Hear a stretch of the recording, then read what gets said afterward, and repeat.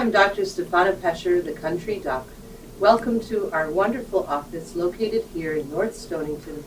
I'd like to introduce you to some very special guests today, dear friends of mine. We're very honored to have Dr. Kristine Schlichting and also Dr. Gwenn Rosenberg here with us to talk about a new collaboration that we've begun. Please go ahead, Chris. Sure. So my name is Dr. Schlichting. I am the Director of Hopewell Health Solutions in Glastonbury, Connecticut. We are a psychology group practice of about 10 therapists. And I'm here today because we're talking about a collaborative effort of all of us working together, being sort of alternative providers and creating a new program called Wings of Wellness. So we're going to be rolling this out and explaining to you what kind of programs we're going to bring to you. They're going to be community-based programs that are open to the public, where you can learn about various topics such as trauma, mindfulness, different wellness-based topics, maybe nutrition. So we're still working on a schedule right now and trying to put that all together. So I want to just quickly tell you a little bit about what brings me here and what my passion is and what drives me every day.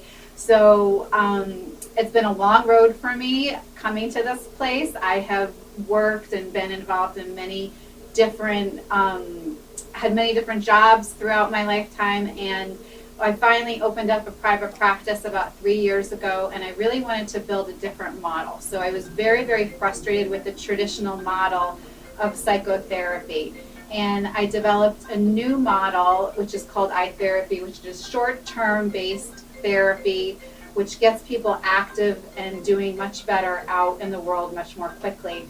So, and my practice has grown substantially. It's been incredibly popular, and it's been a thrill for me watching people get better and watching the transformation. I'm so honored to be a part of people's transformation. And now we want to take some of those same tools of transformation that we know that work, that are highly effective, and bringing them out into the public. So, because I don't want people to have to come in to see me for every appointment. I certainly can't split myself 5,000 different ways and see everybody who could benefit from what we do. And so we're creating a platform to bring this information forward. So, and when I met Steph, I just knew that we were completely aligned with what we wanted to do, and has the same heart and passion and drive. And now we just want to take it one step further so it's more accessible to people at their fingertips and through their homes, right? Yep. Yeah. Chris is definitely a guru, a technological whiz, and she's trying. She's bringing me out of the Stone Ages and hopefully into your homes and hearts. Yes. By hook or by crook. But what is really, truly wonderful is, this is exactly what I've envisioned and have developed over 10 years here in our wellness center.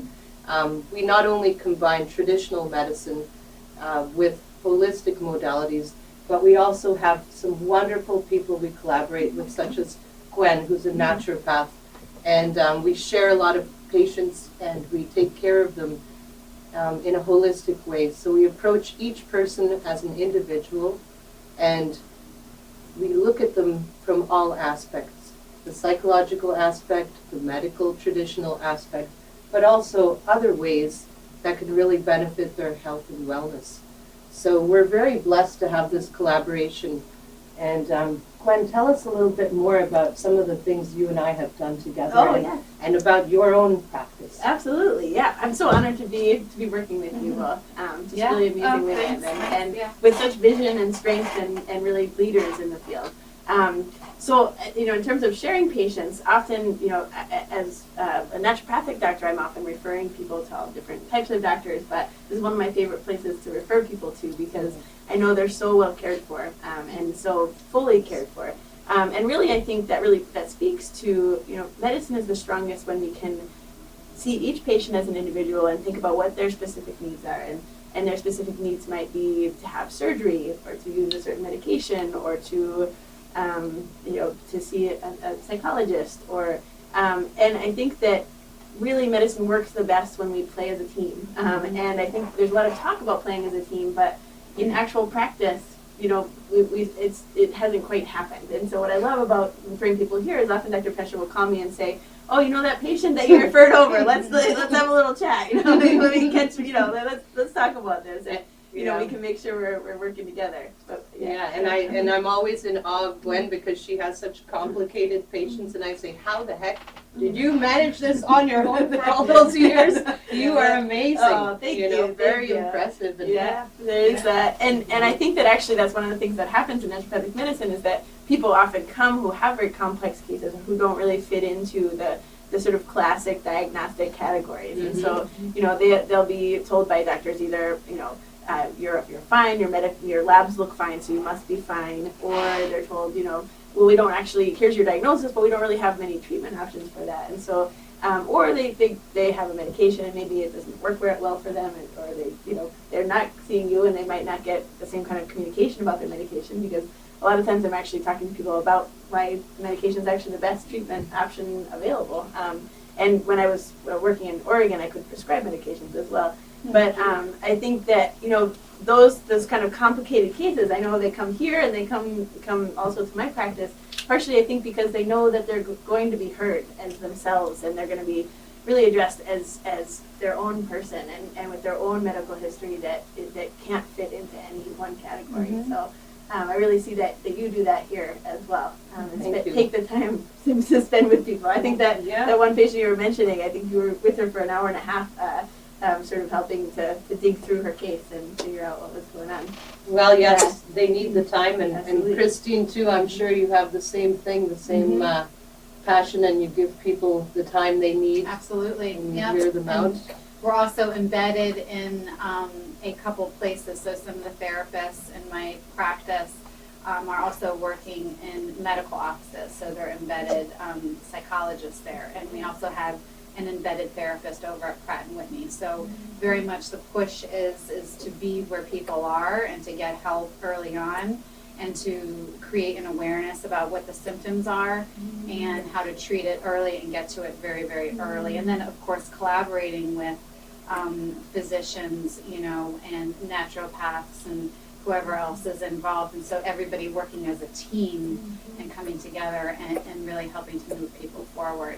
It is that holistic care that, the mind, body, spirit, right? You can't separate those. You have to treat the person as a whole, but you also probably need a number of different providers, to help put that person's life back together again. And a lot of times just one provider or one physician is not enough, that person really needs other people in their space to work as a team to really elevate them. Yeah, and there's often so many barriers, between that referral that we might make to a mental health provider and them actually making it there. Whether it's insurance and I did work in a clinical setting where there was they had social workers and also psychologists on staff embedded in the clinic. It was phenomenal. So someone would come in and they might disclose to me that they recently experienced some trauma, or that they were interested in considering going into drug rehabilitation programs, or that they were interested in discontinuing their use of certain medications or drugs, or not medications but more drugs. And I could be like, oh, hey, would you like to talk to someone right now? And it was such a great moment because the person could just walk right into the room. If they wanted to, they could just say hello and kind of meet the person, so that it was really just a kind of a touch base. But sometimes they would choose to really stay there and continue that line of treatment. It's really amazing.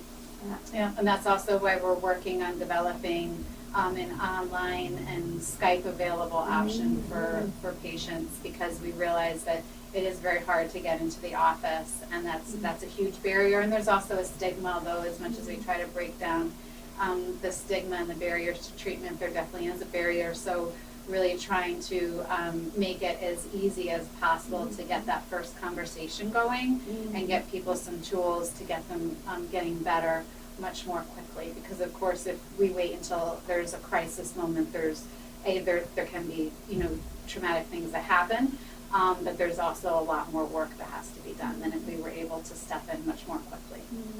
Yeah, and that telemedicine option Yes. is truly the way to go. And Yes, you know, absolutely. it's, despite my initial resistance, I'm now seeing that that's probably not only mandatory, but it's around the corner, and it's Absolutely. time to embrace it and really use it to help people, because there are so many people that can't make it in, live too far, their job's too busy, and how much more easy can it be than to see your doctor, your provider, Right, from the comfort of your own living room and privacy. right. Absolutely, and establishing that relationship, and I think that's one of the things that we are looking to develop is how do you establish that relationship, and it might be something where the person comes in for an initial intake and you get some face-to-face with that person, and then you're able to sort of titrate back and do more like a 20-minute, teletherapy type of situation. But certainly, how can we change the model so that we're able to help people in a much more efficient manner, it's more convenient for people, and it also will ultimately be more affordable to treat people this way. And one thing we were also talking about is the importance of helping people right away when they need it. So teletherapy is going to be very instrumental in doing this, because it is going to make therapists much more accessible, where you don't actually have to come into the office, and I could actually work from home and call patients there and have some more hours throughout my day to be able to do that, to treat people, because when people need help, they really can't wait a month or 6 weeks or something like that, and then they can't wait another month to get an appointment. That's just really not acceptable. Yeah, yep, that's So, exactly the Yeah, same get them the help that they situation. need when they need it. And also, how nice would it be if you're in a crisis, like, I'm just gonna give a teenage example, right? Your boyfriend Yeah. just broke up with you or something like that, and you need to talk to a therapist right away instead of having to wait a week, that you could call your therapist, or you could call and you could get some tools right then and there, and it's gonna prevent people from doing things that they probably shouldn't be doing. So, Yeah. or making mistakes, just sort of getting that ground underneath them again, in terms of checking in and getting them moving forward again. So so we're talking about technology and how we're going to make everything much more accessible. One of the big things that we're talking about changing the traditional model. We already are disruptors within our industries, so whether you like it or not. I definitely take that label. I love that label. Any day, anyhow, I'll take the mental health disruptor. I've got that label. I've got it anyways. All right, you got the label there. So we're definitely disrupting the traditional model, and then also what tools can we use to bring this great education and service and ideas forward? Because one thing we were talking about earlier too is that we end up within sessions or within your appointments saying the same thing 10 times.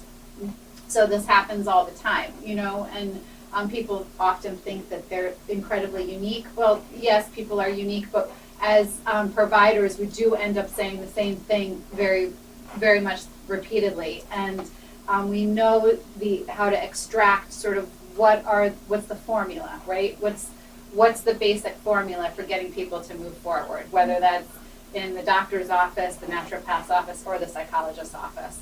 So talking about trying to figure out how to get that secret formula and that recipe and create downloadable content or webinars or public access information, and then bringing it forward out into the community. And I think that's the next step that we're going to do in terms of Steph and I, and Gwenn, we'd love to have you too, is we're going to be doing on March 21st, Tuesday, March 21st at 6 o'clock here at the Country Dock in Stonington. Hopewell Health Solutions, myself, and Erica Wilcox, we're going to be coming and doing a seminar on trauma treatment. And it's going to be a 2-hour workshop, we're going to be talking about the signs of trauma, different kinds of trauma treatment, what treatments work best for what kinds of trauma, who to see, when to see the person, and what to look for, what triggers are. So it's sort of a basic introduction into how do we treat trauma, what are things to look for, how do you even know if you've been traumatized, because one thing we notice a lot within our practice is that people come in and we'll talk about panic attacks, anxiety, depression, substance abuse, all these different things. And then when we dig deeper, we find out that there's trauma behind that, that's driving those behaviors.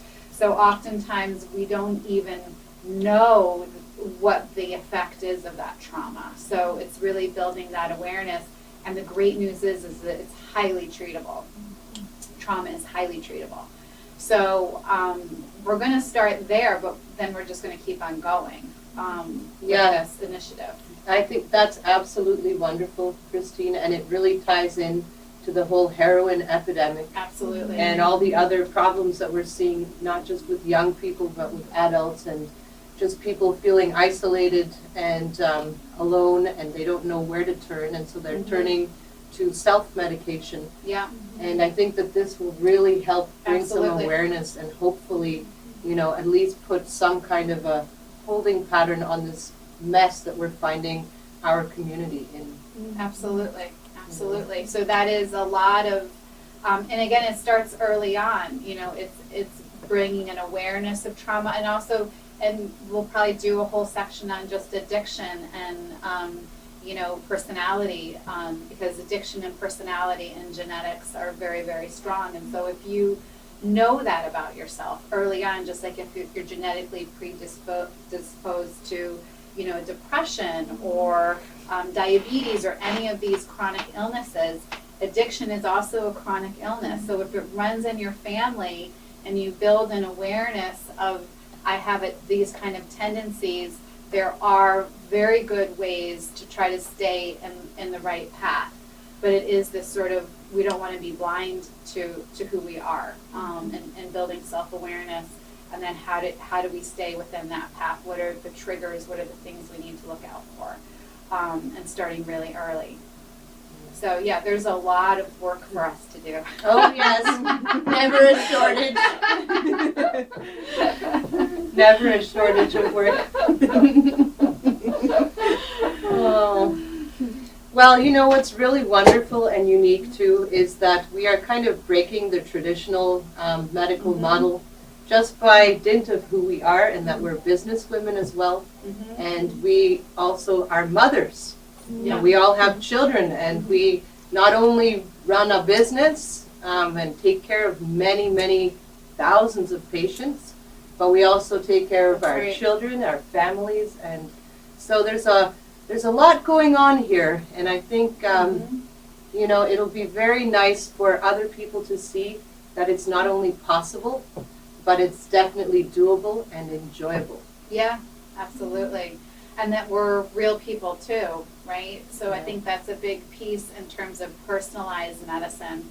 I really think often, especially as a psychologist, when you're looking for therapists, and I've gone to therapists myself, it's so hard to figure out who that person is and if you're going to trust that person. Same thing with your physician or your naturopathic doctor. You want to know who that person is. If you're going to be pouring yourself out to this person, if you're going to tell them everything that's going on with you, you want to feel comfortable and you want to feel like that this is a safe person that I can trust. So I also think a big piece of what we're doing is getting out there on the front lines and getting out in front of the camera so that people can see who we are as people, and really attach to that and, say this person is a real person too. She has something to say, or there's something that might fit with me from what she has to say. Instead of just being a blank slate, right? And what I find... A big ego. And a big ego, Yeah. So, I just feel like, I don't really understand why we're not out there a little more about who we are as people. I also find the more I'm out on either Facebook or social media or out in front of the camera and people see who I am, I attract the right kinds of clients because people see me and they decide right away whether or not I'm going to be a good fit for them. And so the more you know about me, the better we'll figure out if we're a good fit for each other. So really, I think that's a piece of it too that we're sort of changing. Yeah. Phenomenal. Yeah.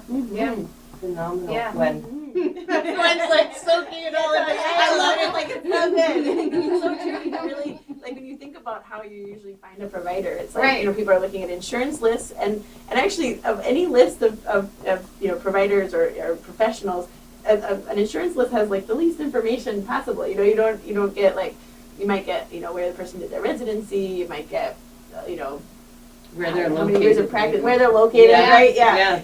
But and you're right. It's such a personal relationship. There's no perfect fit for every no physician, no provider is a perfect fit for everyone. And so really, we're all looking for to really the ideal thing is to have the right people find the fit, and not so much that like I know I wouldn't not for everyone. Like Match.com. Yeah, exactly.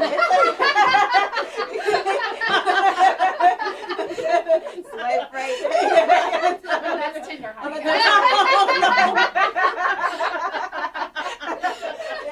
A little bit behind other things. I love it. We'll talk. Up to speed.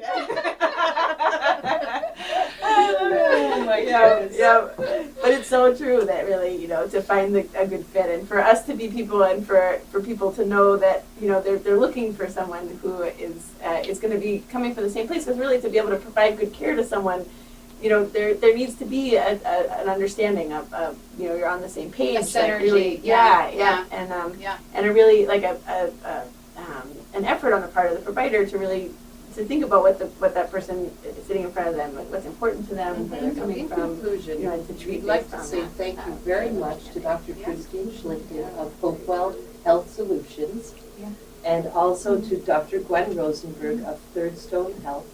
Thank you guys very much for spending the time here with me in my office at the Country Dock in North Stonington.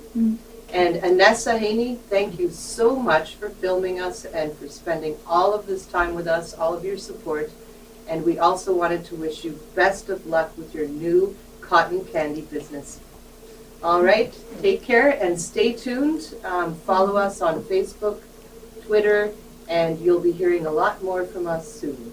Thank you. Bye, guys.